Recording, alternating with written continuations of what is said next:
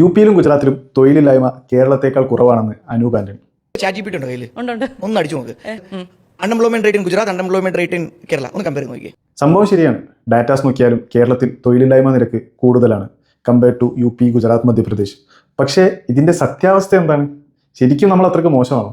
നമുക്കൊന്ന് നോക്കാം. തൊഴിലില്ലായ്മയുടെ ശതമാനക്കണക്ക് മാത്രം നോക്കിയാൽ പോരാ, തൊഴിലെടുക്കുന്നവന് എന്ത് കിട്ടുന്നു എന്ന് കൂടി നോക്കണം. ഇത് റിസർവ് ബാങ്ക് ഓഫ് ഇന്ത്യയുടെ ലേറ്റസ്റ്റ് കണക്കാണ്. ഗുജറാത്തിൽ ഒരു ദിവസം പണിയെടുക്കുന്നവന് കിട്ടുന്ന ശരാശരി വേതനം, അതായത് ആവറേജ് ഇൻകം, വെറും 323 രൂപയാണ്.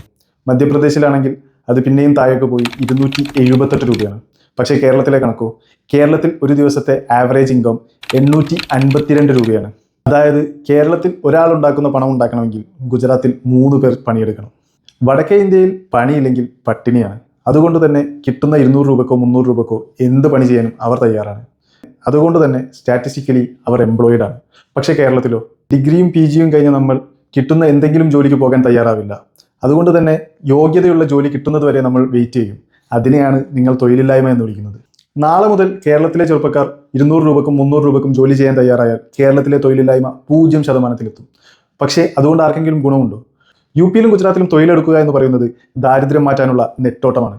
പക്ഷേ കേരളത്തിൽ അത് ജീവിത നിലവാരം മെച്ചപ്പെടുത്താനുള്ള കാത്തിരിപ്പാണ്. ഇത് രണ്ടും തമ്മിൽ ആനയും ആടും തമ്മിലുള്ള വ്യത്യാസമുണ്ട്. സോ അനൂപിനോടാണ്, മറ്റുള്ളവർ പട്ടിണി മാറ്റാൻ വേണ്ടി 250 രൂപക്കും 300 രൂപക്കും ജോലി ചെയ്യുമ്പോൾ ഞങ്ങൾ മലയാളികൾ 800 രൂപക്ക് താഴെ ജോലി ചെയ്യില്ല എന്ന ഭാഷയിൽ തന്നെയാണ്. അതിനെ നിങ്ങൾ അഹങ്കാരം എന്ന് വിളിച്ചാൽ അതെ, ഞങ്ങൾക്ക് ഞങ്ങൾ ചെയ്യുന്ന ജോലിക്ക് വിലയുണ്ട് എന്ന അഭിമാനത്തോടെ പറയും. അവസാനമായി ഒരൊറ്റ ചോദ്യം: ഗുജറാത്തിലും യു പിയിലും ഇത്രയധികം തൊഴിലവസരങ്ങൾ ഉണ്ടെങ്കിൽ പിന്നെ എന്തിനാണ് ലക്ഷക്കണക്കിന് ആളുകൾ വണ്ടി കയറി ജോലി തേടി ഇങ്ങോട്ട് വരുന്നത്? ഉത്തരം വളരെ സിമ്പിളാണ്. അവിടെ ജോലിയുണ്ട്, പക്ഷെ കൂലിയില്ല. ഇവിടെ കൂലിയുണ്ട്. അതുകൊണ്ട് ആ ഗുജറാത്ത് മോഡൽ അത് അവിടെ തന്നെ വെച്ചാൽ മതി. ഞങ്ങൾക്ക് ഞങ്ങളുടെ ഈ കേരള മോഡൽ മതി.